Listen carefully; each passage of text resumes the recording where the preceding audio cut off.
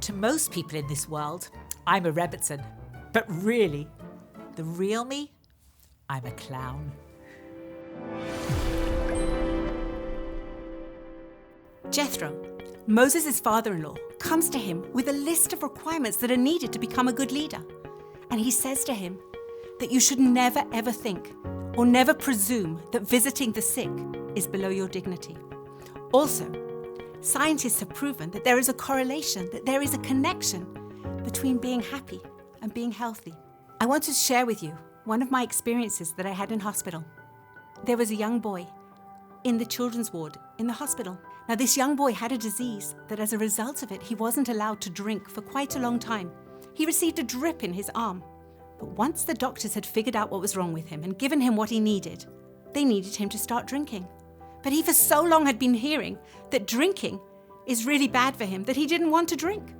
His parents bought him all sorts of juices and grandparents came and friends came and nobody could get him to drink. So the nurses decided, let's bring in the clowns. Maybe they can help.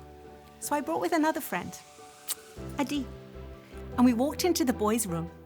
We said hi.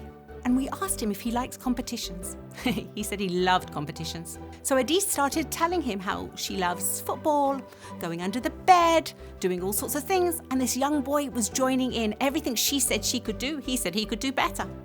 After we'd been working together for about 10 minutes, and he was completely distracted, I turned around and said, you know what Adi does best? She knows how to drink a glass of water really quickly. And before he knew it, he took the glass of water and started drinking. All of a sudden, he realized what he'd done. He was drinking. He stopped. But everybody around knew that now it'll be easier to get him to drink because he's already proven to himself that he can drink. Over the years, we got to know certain patients who would come to the hospital once a week for a visit, and they'd see us and we'd see them, and a relationship was formed. One of these relationships was with a young woman who was born with a disease that went through her life. As we came towards Purim one year, they told us that she was in intensive care and that actually her situation was really, really grave. But because we knew her and her mother knew her, she said, you know what? Today's Purim. We really think that it would be lovely if you could go in. They got permission from the doctors for us to dress up and do all the things we did. And I asked the doctor, could I just take with me a little case of makeup, of fun makeup that we had that we would put on the kids' faces, flowers and all sorts of funny things, and just can we go in with that and a mirror? And the doctor said, with pleasure.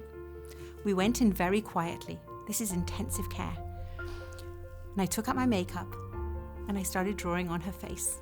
She loved butterflies and she loved hearts and all sorts of things, and I put them on her face. But she opened her eyes and I showed her the mirror, and we started singing very, very, very softly so as not to disturb the other patients. And I showed her face and she smiled. Sadly, the next day, she left the world, but her mother told us that she left the world with the makeup still on her face. You don't have to be professionally trained as a clown to make someone happy. You have to want to make that person happy. Be great, be a giver, and never be embarrassed to clown around if that's going to make somebody else feel better. Shabbat Shalom.